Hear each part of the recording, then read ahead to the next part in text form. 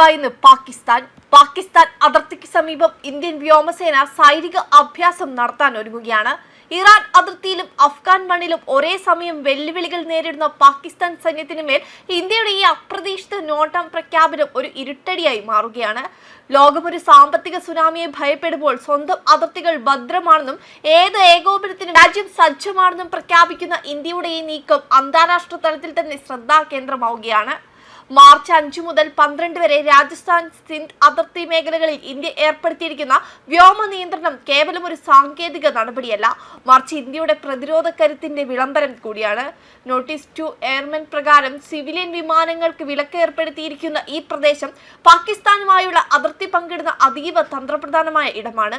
പശ്ചിമേഷ്യയിൽ ഇസ്രയേലും ഇറാനും തമ്മിലുള്ള യുദ്ധം കൊടുമ്പിരി കൊള്ളുന്ന ഈ പ്രത്യേക സാഹചര്യത്തിൽ ഇന്ത്യയുടെ ഈ നീക്കത്തെ ലോകരാജ്യങ്ങൾ അതീവ ഗൗരവത്തോടെയാണ് വീക്ഷിക്കുന്നത്.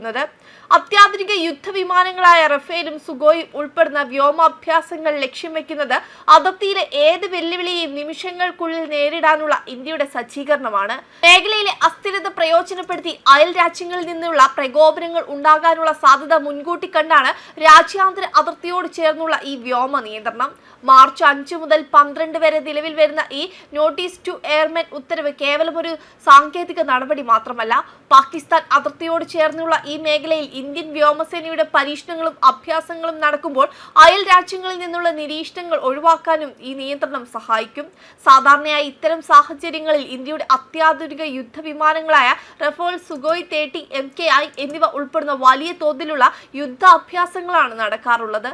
കൂടാതെ തദ്ദേശീയമായി വികസിപ്പിച്ചെടുത്ത മിസൈലുകളുടെ പരീക്ഷണത്തിനും ഈ വിടവ് ഉപയോഗപ്പെടുത്തിയേക്കാം.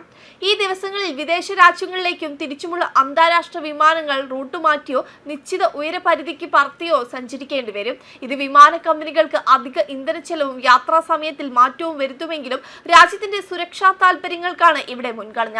അതിർത്തിയിൽ സൈനിക വിന്യാസമോ അഭ്യാസങ്ങളോ നടക്കുന്നത് അന്താരാഷ്ട്ര തലത്തിൽ കൃത്യമായ സന്ദേശം നൽകുന്ന ഒന്നാണ്. നിലവിലെ ആഗോള യുദ്ധ സാഹചര്യങ്ങൾക്കിടയിൽ ഇന്ത്യയുടെ പ്രതിരോധ ശേഷി ആധുനികവൽക്കരിക്കപ്പെടുന്നതിന്റെയും സജ്ജമായിരിക്കുന്നതിന്റെയും തെളിവായി ഇതിനെ കാണാം.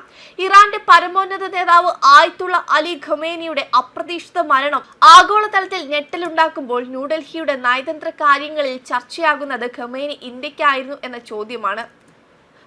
ഇന്ത്യക്ക് ആരായിരുന്നു എന്ന ചോദ്യമാണ്. ദശാബ്ദങ്ങളായി ഊർജ്ജ വ്യാപാര മേഖലകളിൽ ഇന്ത്യയുടെ വിശ്വസ്ത പങ്കാളിയായിരുന്നിട്ടും ഖമേനിയുടെ കീഴിലുള്ള ഇറാൻ പലപ്പോഴും ഇന്ത്യയുടെ ആഭ്യന്തര പരമാധികാരത്തിനുമേൽ കരിനിഴൽ വീഴ്ത്തിയിരിക്കുന്നു. കാശ്മീർ മുതൽ പൗരത്വ നിയമം വരെ ഇന്ത്യയുടെ ആഭ്യന്തര കാര്യങ്ങളിൽ ഖമേനി നടത്തിയ വിവാദപരമായ ഇടപെടലുകൾ ഇരു രാജ്യങ്ങളും തമ്മിലുള്ള ബന്ധത്തെ പലപ്പോഴും മുൻമുനയിൽ നിർത്തി.